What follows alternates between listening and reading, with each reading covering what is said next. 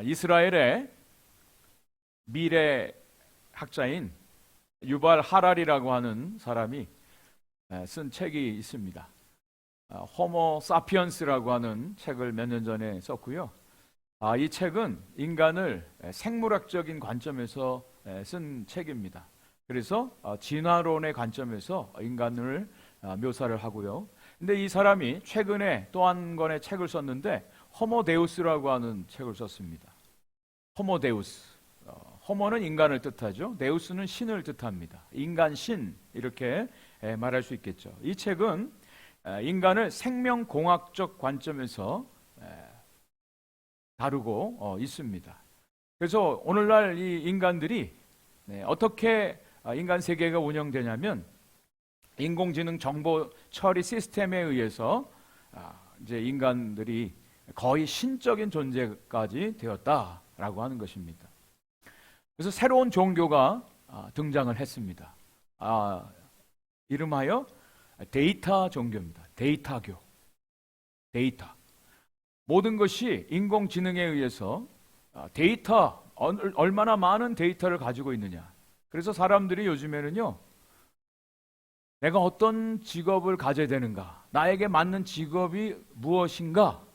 옛날에는 하나님께 기도했는데요, 요즘에는 기도 안 합니다. 컴퓨터에서 자기의 모든 좋은 것들, 자기가 선호하는 것, 자기의 모든 경력들, 경험들 이런 걸 집어넣으면 가장 합당한 직업을 말해준다는 겁니다. 그리고 내가 장래에 나하고 같이 살 배우자, 결혼 상대자가 누가 적당한가? 하나님께 옛날엔 기도했잖아요. 저 자매가 나의 짝입니까? 저 형제가 나의 짝입니까? 기도했어요, 옛날에는. 근데 지금은 컴퓨터에다 물어봅니다. 그러면 챗 GPT, 요즘에 알죠? 인공지능이 모든 데이터를 다 모아서 답을 해준다라고 하는 거예요. 하나님과의 관계가 곧 신앙인데 그 신앙 자체가 이제 무너지는 그런 시대 가운데 우리가 살고 있습니다. 최근에 어떤 성도님이 그런 질문을 하셨습니다. 하나님하고 동행하는 삶이 무엇입니까? 하나님과 동행하고 싶습니다. 여러분들에게도 그런 소원이 있으세요? 그저 일주일에 한 번 교회 와서 예배드리고 내가 신앙생활 한다 이게 아니라 날마다의 삶 속에 하나님과 동행하는 삶. 그것이 신앙의 본질일진데 과연 어떻게 하는 것이 하나님과 동행하는 삶인가? 이것이 우리들의 고민이고 우리들의 기도의 제목이 되어야 할 것입니다. 오늘 본문 말씀은 사도 바울이 성도들을 위해서 기도한 내용입니다. 지난주에 우리가 에베소 말씀을 시작하면서 우리 성도라고 하는 것은 하나님의 신령한 복을 받은 사람들이다 라고 말씀드렸습니다. 그 하늘에 속한 신령한 복이 무엇이죠? 성부 하나님의 창세전의 예정하심, 또 두 번째로는 성자 예수 그리스도의 십자가의 대속의 은혜를 받은 것, 그리고 세 번째로는 성령 하나님이 인치셔서 그 구원이 온전히 완성될 때까지 인도해 주시는 것. 이것이 하늘에 속한 신령한 복이에요. 성도라고 하는 것은 바로 이 하늘에 속한 신령한 복을 받은 사람들입니다. 그렇다면 이 신령한 복을 받은 성도들이 어떻게 살아가야 되는가? 우리가 구원받은 것이 한 번 구원받은 것으로 끝나는 것이 아니라 이것은 현재 진행형입니다. 구원이 완성되는 그날까지 하나님의 구원의 역사가 계속해서 우리의 삶에 나타나고 이루어지는 것을 경험을 하게 되는 것이죠. 삼위일체 하나님께서 이루신 놀라운 이 구원의 은혜를 받은 성도들, 이 성도들을 위해서 사도 바울이 기도하고 있는 내용이에요. 15절 16절 말씀을 보면 이렇게 되어 있습니다. 이로 말미암아 주 예수 안에서 너희 믿음과 모든 성도를 향한 사랑을 나도 듣고 내가 기도할 때에 기억하며 너희로 말미암아 감사하기를 그치지 아니하고 그랬습니다. 이로 말미암아 무엇이냐? 그 위에 있는 내용, 하늘에 속한 신령한 복을 받음으로 말미암아 그 모든 것들이 하나님의 은혜라고 하는 것이죠. 이 은혜를 깨닫고 그 은혜 속에 살아가는 성도들을 위해서 바울이 지금 기도하고 있어요. 그런데 바울이 에베소 교회 성도들에 대한 소식을 들었습니다. 그 소식 때문에 하나님께 감사하면서 기도하노라 라고 말하면서 이제 그 기도를 시작하고 있는 거예요. 에베소 교회 성도들에 관한 소식 두 가지를 들었는데요. 첫째로는 예수 그리스도를 향한 믿음에 대한 소식과 그리고 모든 사람들을 향한 사랑에 대한 소식을 들었다는 거예요. 여러분, 이것이 우리 성도의 가장 중요한 신앙의 요소 두 가지입니다. 첫 번째, 그리스도를 향한 믿음이에요. 믿음이 우리가 날마다 자라가야 돼요. 믿음이 우리들의 삶 속에 날마다 나타나야 돼요. 믿음이 우리의 삶에서 성숙하게 이제 풍성하게 열매를 맺어야 돼요. 믿음, 그리스도를 향한 믿음이 있어야 돼요. 그리고 두 번째로는 다른 사람들을 향한 사랑이 있어야 된다는 거예요. 이 두 가지가 성도에게서 가장 중요한 신앙의 요소입니다. 이 소식을 듣고 바울이 너무 고무되어서 너무 감사해서 하나님 앞에 기도를 드리는 내용이 오늘 본문의 내용이에요. 성경에 보면 두 가지 유명한 기도가 나오죠. 첫 번째는 예수님이 가르쳐 주신 주기도문입니다. 너희는 이와 같이 기도하라 하시면서 예수님이 기도에 대한 말씀을 하셨어요. 그것이 마태복음 6장에 나옵니다.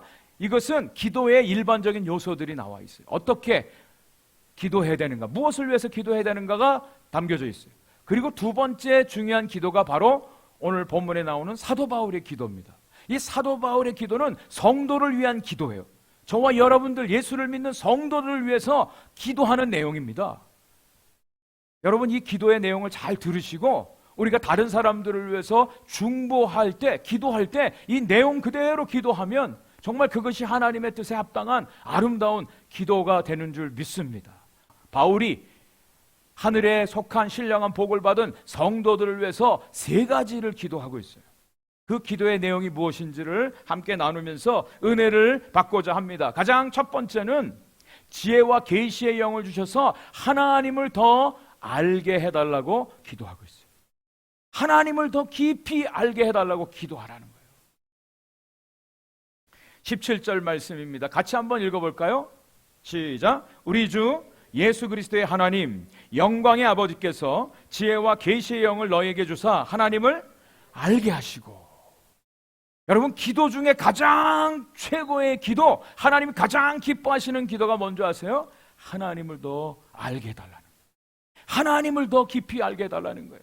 어제보다는 오늘보다는 내일 하나님을 더 깊이 알게 해달라고 기도하라는 거예요. 이것은요, 예수 그리스도를 믿는 신앙의 출발부터 우리가 삶이 다하는 그날까지, 주님 앞에 서는 그날까지 매일같이 기도해야 될 가장 중요한 기도예요. 하나님을 더 깊이 알게 해달라고, 하나님을 더 알게 해달라고, 하나님께 대한 목마름이 이 기도를 통해서 표현되어지는 것입니다. 자, 저와 여러분들이 어떤 길을 갑니다. 처음 가는 길이에요. 근데 어떤 사람은 같이 가요. 근데 그 사람을 잘 몰라요. 그러면 마음이 어떨까요? 여행하는 내내 불안해요. 저 사람이 어떤 사람인지 몰라요. 잠자는데 나를 해코지하려는지 몰라요. 근데 어느 여행을 하는데 정말 잘 아는 사람, 친한 사람과 같이 여행을 해요. 그러면 마음이 어떨까요? 편하죠. 기쁨이 있죠. 즐거움이 있습니다. 저와 여러분들이 하나님을 안다고 해요. 하나님을 신앙한다고 그래요. 하나님을 믿는다고 그래요. 근데 여러분, 하나님을 과연 얼마만큼 알고 계십니까? 이 정도 알면 되겠습니다. 그냥 저는 하나님하고 적당한 거리를 두고 그냥 대면 하면서 살겠습니다. 이렇게 생각하고 살아가는 사람도 있어요. 그러나 정말 하나님의 은혜를 깨달은, 하나님이 우리에게 주신 복, 은혜가 얼마나 큰가를 아는 사람은 이 하나님에 대해서 더 많이 알고 싶어하는 갈증이 날마다 새롭게 이루어집니다. 왜냐하면 신앙은요, 하나님과의 관계입니다. 하나님과의 관계예요. 그래서 성경은 하나님에 대해서 우리 성도들이 뭐라고 부른다고요? 아버지라고 불러요. 아버지. 또 다른 성경에는요, 남편과 아내 사이로 설명을 해주고 있어요. 신앙은 한마디로 말씀드리면 하나님과의 관계입니다.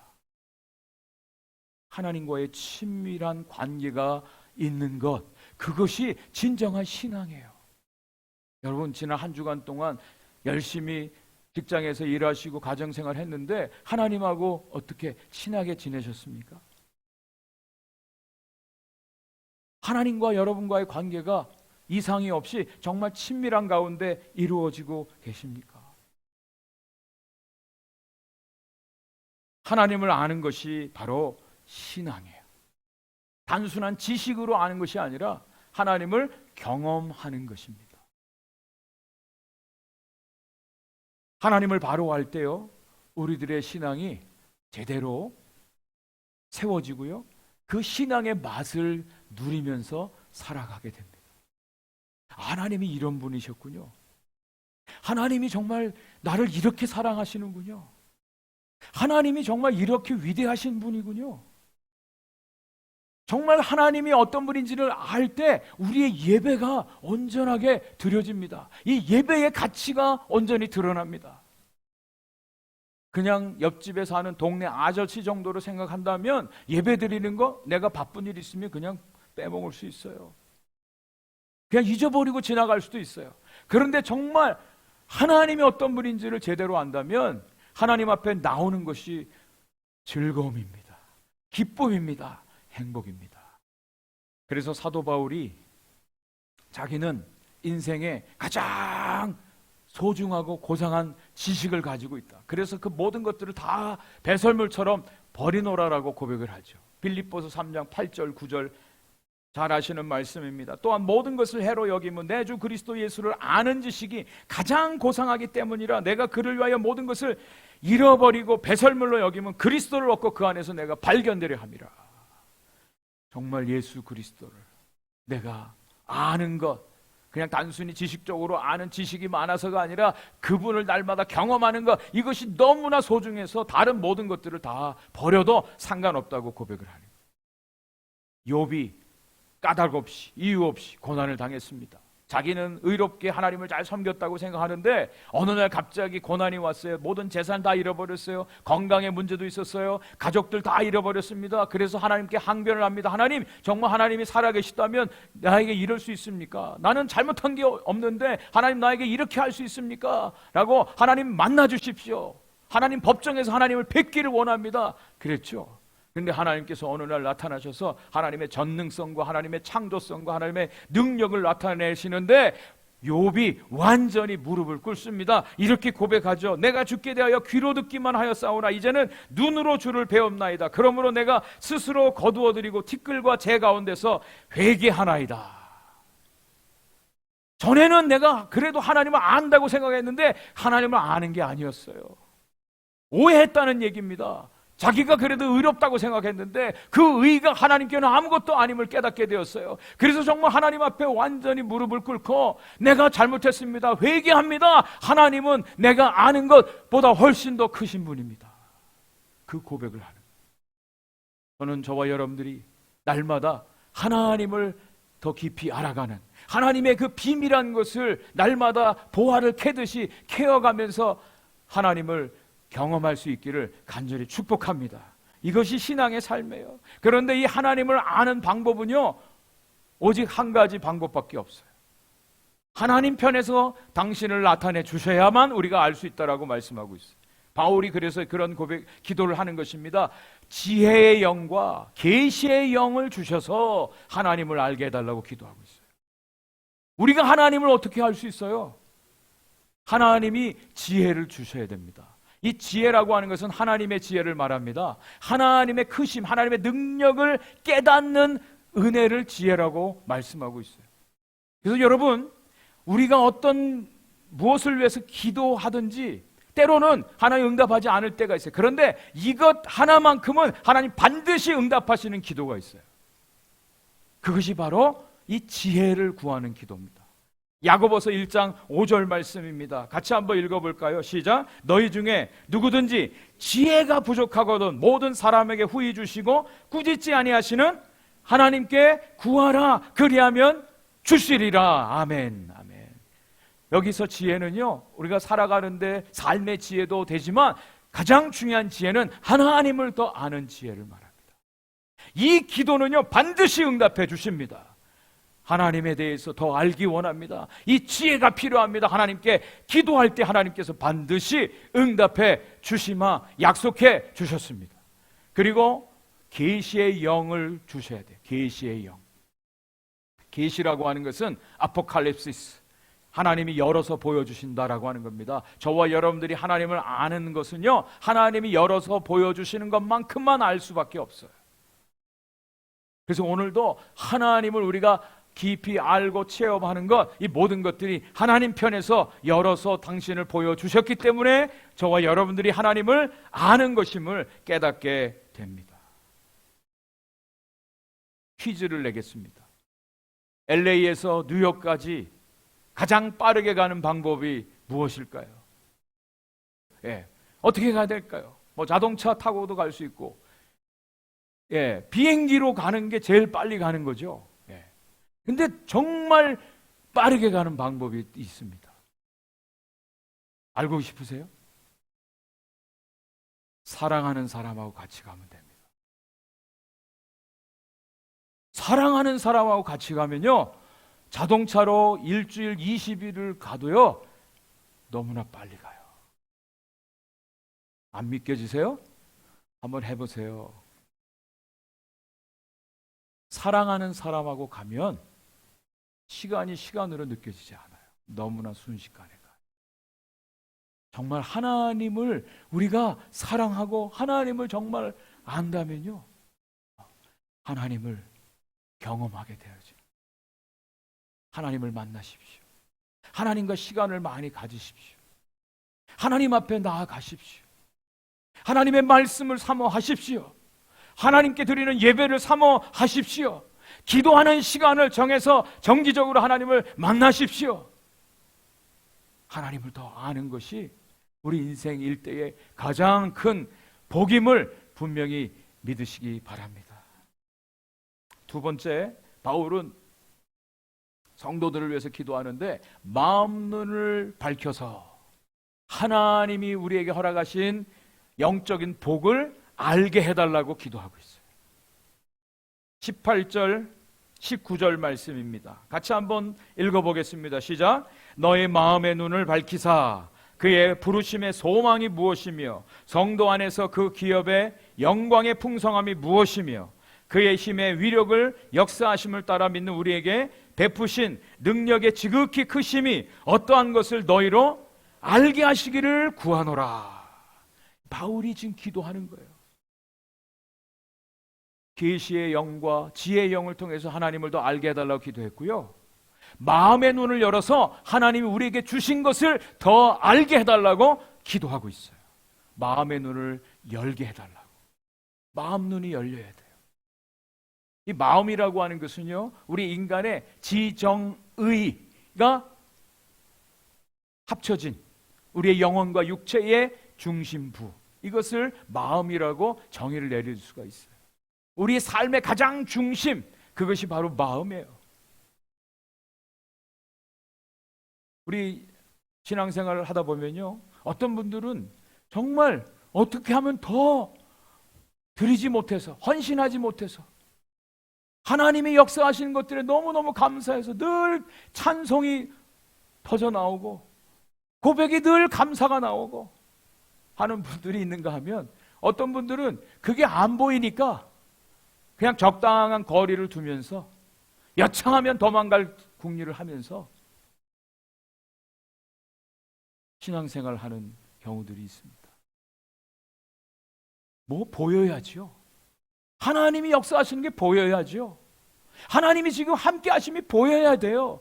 그런데 우리 육안으로는 잘 안 보여요. 그것이 마음 눈으로 우리 가운데 깨달아지고 그게 보여질 때 정말 하나님의 위대하심을 찬양하지 않을 수가 없습니다. 출애굽 과정에서 이스라엘 백성들이 가데스 바네아라고 하는 곳에서 12명의 정탐꾼을 가나안 땅에 보내서 정탐하고 오도록 합니다. 40일 동안 12명이 가서 정탐하고 왔습니다. 이 10명의 정탐꾼들은 보여지는 것이 가나안 땅의 그 풍성함, 포도송이를 두 사람이 메고 거기에 사는 장대한 사람, 그것은 봤는데 하나님의 약속은 보이지 않았어요. 근데 그 중에 두 사람 중에 한 사람인 갈렙이라고 하는 사람은 하나님의 약속이 눈으로 보여진 거예요. 하나님의 역사의 손길이 눈에 들어왔습니다. 그래서 여호수아 14장 7절에 이렇게 갈렙이 고백하는 장면이 나옵니다. 여호와의 종 모세가 가데스 바네에서 나를 보내어 이 땅을 정탐하게 하였으므로 내가 성실한 마음으로 보고했나이다. 여기 성실한 마음으로 보고했다. 이게 하나님의 마음이죠. 하나님의 마음으로 그것이 보여진 거예요. 저는 저와 여러분들의 삶 속에 하나님께서 저와 여러분들의 마음 눈을 열어주시기를 간절히 축복합니다. 마음 눈이 열려야 돼요. 하나님, 이 영적인 하나님의 신령한 눈이 열려서 하나님이 일하시는 것을 보게 하옵소서. 기도해야 돼요. 기도해야 돼요. 자, 마음 눈이 열리면 보여지는 게 세 가지가 나옵니다. 첫 번째, 하나님의 부르심의 소망이 무엇인지를 알게 된대요. 하나님이 우리를 부르신 그 소망이 무엇인지. 성부 하나님께서 저와 여러분들 구원하시는데 창세전에 예정 가운데 선택하셨다 그랬습니다. 하나님이 우리를 구원하시는 이 과정이 있어요. 10가지 Order of Salvation이라고 하나님 구원하시는 이 오더가 있어요. 가장 첫 번째, 하나님이 우리를 예정하십니다. 미리 아시는 거예요. 예정하세요. 두 번째, 부르십니다. 그리고 세 번째, 중생하도록 거듭나게 하십니다. 네 번째가 회개하게 하십니다. 그리고 다섯 번째가 믿게 하세요. 믿어야 돼요. 그리고 우리를 의롭다고 하십니다. 칭의가 나옵니다. 그리고 우리를 당신의 아들로 양자로 받아들여 주십니다. 그리고 우리를 거룩하게 하는 성화의 단계를 거치게 하고 하나님이 끝까지 인도하시는 견인과 마지막 완성이 영화로운 단계에 이르게 됩니다.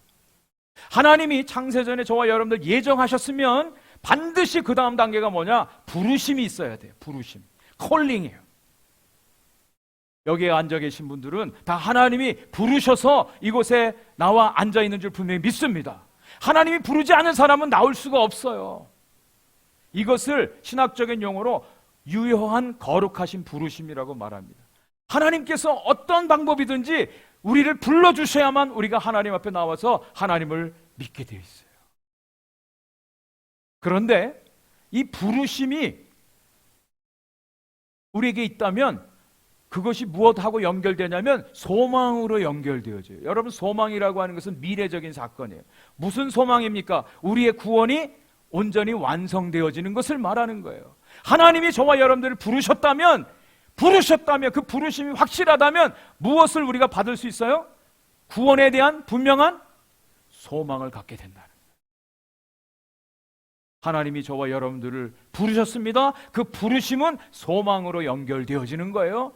그 구원이 온전히 이루어질 것을 우리가 확신하고 그 믿음 안에 살도록 하나님께서 인도해 주신다는 거예요. 이게 하나님의 놀라운 은혜 중에 은혜입니다. 그리고 두 번째, 성도 안에서 그 기업의 영광의 풍성함이 얼마나 큰지를 알게 해달라고 기도하고 있어요. 여기 기업이라고 하는 것은 우리 세상에서 말하는 어떤 재벌 기업을 얘기하는 것이 아니라 이 기업이라고 하는 것은 영원한 생명, 구원을 말합니다. 이것을 기업이라고 표현하고 있어요. 그런데 하나님이 저와 여러분들에게 주신 이 기업이 영광스럽답니다. 그리고 풍성하대요.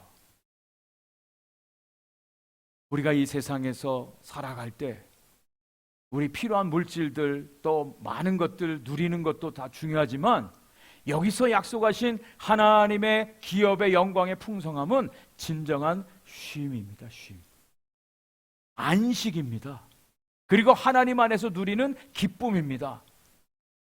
성경에서 그래서 예수님께서 우리의 구원을 여러 차례로 잔치로 비유하시는 경우가 많아요. 잔치. 여러분, 잔치, 파티가 이루어지면 기쁨이 있죠. 즐거움이 있죠. 풍성함이 있죠. 그걸 누리라고 하는 것입니다. 하나님의 영광의 기업의 풍성함. 이것을 바로 알도록 사도 바울이 기도를 하고 있어요.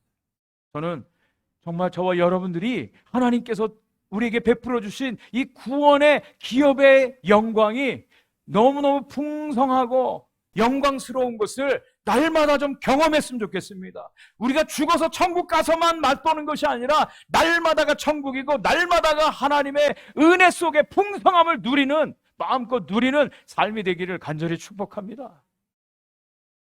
이슬람에서는요, 자살 테러로 자폭을 하면 천국에 72명의 미녀들이 영접해 준다고 가르칩니다. 이 사람들이 그걸 믿어요. 그래서 젊은이들이 자살 테러를 하는 것입니다. 죽으면 자기를 위해서 72명의 미녀들이 나와서 행복하게 살 것을 그들이 믿어요. 이단을 믿는 사람들은 어떻습니까? 전도해야만 천국 간다고 가르쳐요. 그러니까 죽기 살기로 전도하는 것입니다. 뭘 해야만 무엇을 얻을 수 있다라고 그들은 철석같이 믿고, 이단자들이 여러분 신앙생활을 하는 거 보십시오. 그들은 생명 걸고 합니다. 왜? 그렇게 해야만 그것을 받을 수 있으니까. 그런데 하나님이 저와 여러분들에게 주신 구원의 은혜는 어떤 줄 아세요? 저와 여러분들이 어떤 것을 행하고 무엇을 이루었기 때문에 주시는 것이 아닙니다. 시편 105편 44절과 45절에 보니까 하나님께서 이스라엘 백성들에게 가나안 땅을 주시는데, 그것은 그 백성들이 율법을 잘 지켰기 때문에 주신 것이 아니라 그 율례를 따르고 율법에 순종하게 하기 위해서 가나안 땅을 주셨다고 말씀하고 있어요. 완전히 거꾸로예요. 무엇을 했기 때문에 우리가 천국 가는 게 아닙니다. 하나님이 은혜로 구원해 주셨기 때문에 우리가 하나님의 말씀에 순종하고 하나님을 따르고 하나님이 주시는 이 영광의 풍성한 기업을 오늘도 누리는 것입니다. 완전히 차이가 있어요. 세 번째로, 하나님의 능력의 크심이 얼마나 크고 위대한가를 알게 해달라고 기도하고 있어요. 하나님의 능력이 얼마나 큰지, 우리가 살고 있는 이 지구를 포함해서 태양계라고 하죠. 솔라 시스템. 여기에는 9개의 행성이 있습니다. 수금지와 목토 천해명 9개의 행성이 있습니다. 태양계를 품고 있는 갤럭시라고 하죠. 이 은하계라고 하는데, 여기에 별이 몇 개냐? 4천억 개가 있답니다. 4천억 개. 400 빌리언. 4천억 개의 별들이 있대요. 그리고 이 은하계가 이 우주 안에 1조 개가 있답니다. 1 트릴리언. 이 은하계가 있대요. 상상이 갑니까? 하나님이 만드신, 하나님이 운행하시는 이 우주, 그 가운데 저와 여러분들을 알고 계시고 구원해 주셨어요. 여기 점이 보이십니까? 점이 보이세요? 여러분, 이 점이 뭐냐? 지구입니다. 지구. 1977년 9월 5일 날 보이저 1호가 나사에서 발사가 됐습니다. 태양계 탐사 우주선이에요. 이 보이저 1호가 지금도 운행하고 있습니다. 거의 지금 태양계가 속한 은하계 끝에 지금 거의 다다랐대요. 벌써 수십 년, 50년 가까이 지금 가고 있어요. 이 프로젝트를 담당했던 천체 물리학자 중에 칼 세이건이라고 하는 사람이 1990년 2월 14일 날 지구로부터 61억 킬로미터가 떨어진 곳에서 지구를 촬영을 한 사진입니다. 이게 아주 유명한 사진입니다.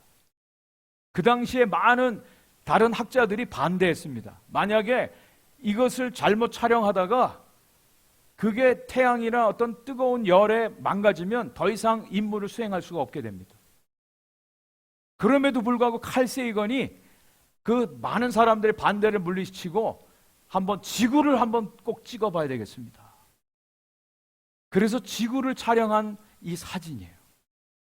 근데 정말 알갱이 같은, 정말 점 하나가 딱 찍힌 거예요. 그래서 이 칼 세이건이 지구를 향해서 이렇게 말을 했답니다. 창백한 푸른 점, 이게 지구예요. Pale blue dot. 이 사람이 이런 얘기를 합니다. 지금 우리는 움직여 떠다니는 먼지의 티끌 위에 사는 존재들이다. 저 우주에서 보면 지구는 아무것도 아니죠. 정말 아무것도 아니에요. 아무것도 아닙니다. 우리는 그걸 믿고 있죠. 하나님이 온 우주 만물을 말씀으로 창조하신 하나님입니다. 하나님의 위대한 능력, 하나님의 크심을 우리가 어떻게 다 말할 수 있겠습니까? 어떻게 다 찬양할 수 있겠습니까? 우리가 어떻게 다 그걸 알 수 있겠습니까? 하나님의 위대하심, 하나님의 크심, 이것을 알게 해달라고 사도 바울이 기도를 하고 있는 거예요. 그런데 이제 마지막 세 번째, 이 하나님의 위대한 크신 능력이 예수 그리스도를 통해서 완전히 나타나셨다는 거예요. 그 능력을 예수 그리스도를 통해서 우리에게 나타내 보여주셨다고 바울이 기록하고 있습니다. 20절, 21절 말씀입니다. 제가 한번 읽어드리겠습니다. 그의 능력이 그리스도 안에서 역사하사 죽은 자들 가운데서 다시 살리시고 하늘에서 자기의 오른편에 앉히사 모든 통치와 권세와 능력과 주권과 이 세상뿐 아니라 오는 세상에 일컫는 모든 이름 위에 뛰어나게 하시고, 그랬어요. 하나님의 그 크신 능력이 누구에게서 나타났다고요? 예수 그리스도를 통해서 나타났대요. 무엇을 통해서? 예수 그리스도의 부활을 통해서 나타났다는 거예요. 우리는 당연한 것으로 알고 믿고 있지만, 그러나 정말 죽은 자가 살아났다? 이것은 인간의 이성을 완전히 뛰어넘는, 초월하는 하나님만이 하실 수 있는 능력인 줄 믿습니다. 무에서 유를 창조하셨잖아요. 아무것도 없는 데서 있게 하셨잖아요. 하나님이 그 하나님이신데 하나님께서 예수 그리스도를 죽은 자 가운데 살아나게 하셨어요. 우리 이것을 믿습니다. 하나님이 하실 수 있는 분이고 그렇게 하셨고, 저와 여러분들의 삶 속에서도 부활의 능력이 나타나게 하실 수 있는 분이라고 말씀하고 있습니다. 예수 그리스도 통해서 나타났대요. 그리고 예수 그리스도를 어떻게 해요? 하늘 위에 높이 올리셔서 하나님 보좌 우편에 앉히셔서 거기서 통치와 권세와 능력과 주권을 다스리게 하시고, 이 세상뿐 아니라 오는 세상의 모든 것들을 예수 그리스도가 다스리게 하셨다. 이게 하나님의 능력이라고 말씀하고 있습니다. 하나님의 크신 능력이에요. 그리스도를 통해서 이미 나타냈어요. 그리스도가 지금도 일하고 계세요. 여기 통치, 권세, 능력, 주권은요, 이것은 보이지 않는 영적 세계의 계급을 말해요. 천사들, 악마, 여기 다 포함되어지는 거예요. 이 세상, 지금 우리 눈에 보여지는 세상뿐 아니라 보이지 않는 세상, 지금 세상뿐 아니라 오는 세상, 이 모든 것들이 다 그리스도의 통치 아래 있음을 말씀해 주고 있습니다. 이것이 그리스도의 나라예요. 그리스도의 나라예요. 더 놀라운 마지막 오늘 말씀의 결론입니다. 이 그리스도를 통해서 모든 만물을 통치하게 하시는데, 무엇을 통해서 통치하시느냐? 교회를 통해서 통치하신다. 교회를 통해서 통치하신다. 이 말씀이 오늘 마지막 22절, 23절 말씀입니다. 다 같이 한번 읽어보겠습니다. 22절, 23절을 큰 소리로 같이 한번 읽겠습니다. 시작! 또 만물을 그의 발 아래에 복종하게 하시고 그를 만물 위에 교회의 머리로 삼으셨느니라. 교회는 그의 몸이니 만물 안에서 만물을 충만하게 하시는 이의 충만함이니라. 아멘. 아멘. 예수 그리스도를 통해서 온 세상을 통치하게 하시는데, 교회를 통해서 통치하신다. 여러분, 여기에 교회의 위치를 여러분 잘 한번 유심히 보십시오. 모든 만물을 예수 그리스도의 발 아래 복종시키셨답니다. 그런데 교회의 위치는 만물 위에 있다고 말씀하고 있어요. 교회의 머리가 바로 예수 그리스도이세요. 그리고 교회는 예수 그리스도의 몸이라고 말씀하고 있습니다. 교회는요, 이 세상에 존재하지만, 하나님의 교회를 말합니다. 하나님의 교회는 이 세상에 존재하지만 이 만물 위에 존재하는 것임을 분명히 말씀하고 있습니다. 그래서 저는 담대히 말합니다. 교회는 세상의 어떤 정당이나 정파에 속하지 않습니다. 그 위에 있습니다. 위에 있습니다. 세상의 어떤 정치권에 야합해서 하는 것이 교회의 사명이 아닙니다. 교회는 그 위에 있습니다. 그리고 그 교회의 머리 대신 그리스도가 온 세상을 통치하심을 분명히 믿습니다. 여러분, 이런 각도에서 세상을 바라보셨으면 좋겠어요. 여러분, 이런 각도에서 세상을 바라보셨으면 좋겠어요. 주님이 통치하십니다. 주님이 만물을 발 아래 복종시키시고요. 예수 그리스도가 교회의 머리가 되십니다. 주님의 뜻이 이루어지는 거예요. 이 세상은요. 어떤 일개 정치인이, 어떤 지도자가, 대통령이 다스리는 나라가 아닙니다. 그리스도가 다스리시는 그리스도의 나라가 온전히 완성되어지는 것, 그것이 하나님의 뜻입니다. 그래서 이렇게 말씀하고 있는 거예요. 교회는 그의 몸인데 만물 안에서 만물을 충만케 하시는 이의 충만함이니라. 좀 어렵게 되어 있는데 뜻은 이렇습니다. 만물을 완성하시는 분의 계획이 그 안에서 이루어질 것이다 라고 말씀하는 거예요. 하나님의 뜻이 이루어질 것입니다. 하나님의 다스리심이 그리스도를 통해서 이루어질 것입니다. 여러분, 그리스도가 지금도 살아계셔서 하나님 보좌 우편에서 온 세상을 통치하시고 계심을 믿으십니까? 여러분, 지금도 그리스도가 통치하고 계세요. 교회를 통해서. 교회의 역할이 중요합니다. 교회의 역할이 중요해요. 교회는 어떤 사람의 뜻이 나타나는 것이 아니에요. 교회의 머리 되신 예수 그리스도가, 그분의 뜻이 이루어지는 것이 교회예요. 그리고 그 교회를 통해서 온 세상이 정말 그리스도의 통치 가운데 이루어지는 것, 이것이 하나님의 우주적인 계획입니다. 오늘도 하나님은 당신의 교회를 통해서 당신의 능력을 나타내십니다. 그렇다고 해서 교회가 만물 위에 있다고 해서 군림하라는 뜻이 아닙니다. 갑질하라는 뜻이 아닙니다. 예수님이 어떻게 세상을 다스리셨습니까? 예수님의 다스리시는 방법은 섬김을 받는 것이 아니었어요. 예수님은 섬겨주셨어요. 사랑으로 섬겨주셨어요. 자신의 모든 것을 내어주시기까지 사랑하시고 희생하시고 용서하심으로 온 세상을 다스리신다는 거예요. 이것이 그리스도가 통치하시는 방법입니다. 교회는 그리스도의 몸입니다. 그래서 오늘도 우리 교회는요, 그리스도의 뜻이 나타나야 돼요. 예수님의 사랑이 나타나야 돼요. 예수님의 섬김이 나타나야 돼요. 예수님의 희생이 나타나야 돼요. 예수님의 겸손이 나타나야 돼요. 예수님의 용서가 나타나야 돼요. 그것이 교회입니다. 그것을 통해서 주님이 만물을 통치하십니다. 코카콜라의 17년 동안 CEO로 있었던 로베르토 고이주에타라고 하는 사람이 있습니다. 이 사람이 CEO였을 때 코카콜라가 가장 최고의 브랜드 가치를 얻었습니다.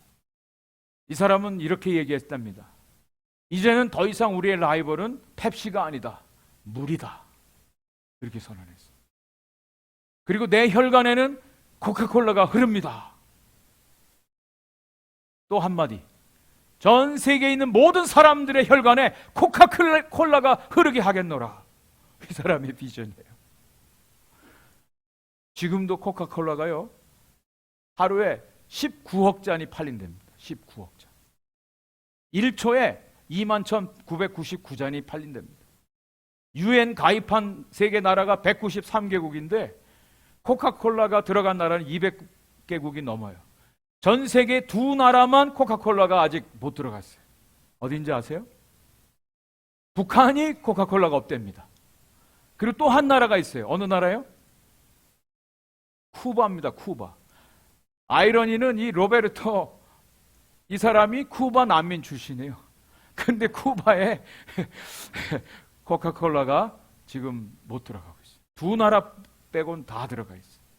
여러분, 세상의 코카콜라 물장사도요, 전 세계에 있는 모든 사람들의 혈관에 코카콜라가 흐르게 하겠다고 그렇게 외치고 선포하고 코카콜라를 팔고 있습니다. 우리 예수 그리스도가 코카콜라보다 못할까요? 우리가 믿는 하나님이 코카콜라보다 못하실까요? 이 온 세상에 그리스도가 다스리시는 그리스도의 나라가 이루어지는데 교회를 통해서 이루시겠다고 말씀하십니다. 당신의 교회를 통해서 이 일을 하시겠다고 하나님이 말씀하시고 이것을 위해서 기도하고 있습니다.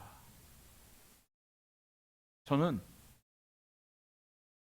이 세상에 존재하는 교회가 얼마나 영광스럽고 존귀한지, 여기에 하나님의 능력이 있습니다. 하나님의 영광이 있습니다. 하나님의 존귀가 있습니다. 하나님의 은혜가 있습니다. 여러분, 이 주님의 교회가 되시지 않겠습니까? 그리스도의 몸을 이루는 주님의 몸, 교회. 이 교회를 통해서 오늘도 주님이 만물을 통치하고 다스리십니다. 그러기에 우리에게 사명이 있습니다. 여러분, 우리가 사는 게 아니에요. 우리의 이름으로 사는 게 아니에요. 예수 그리스도의 이름으로 사는 겁니다. 예수 그리스도의 섬김이, 예수 그리스도의 겸손이, 예수 그리스도의 사랑이, 예수 그리스도의 용서가, 예수 그리스도의 희생이 저와 여러분들 가운데 나타날 때 그것이 곧 그리스도가 교회를 통해서 온 세상 만물을 통치하시는 것입니다. 사도 바울의 기도를 여러분 기억하시고, 우리 자신을 위해서도 기도하고, 우리 성도들 위해서 기도하고, 우리 교회를 위해서 기도하고, 이 하나님의 크신 영광을 눈으로 볼 수 있는 마음 눈이 열리는 은혜와 복이 저와 여러분들 가운데 있기를 간절히 축원을 드립니다.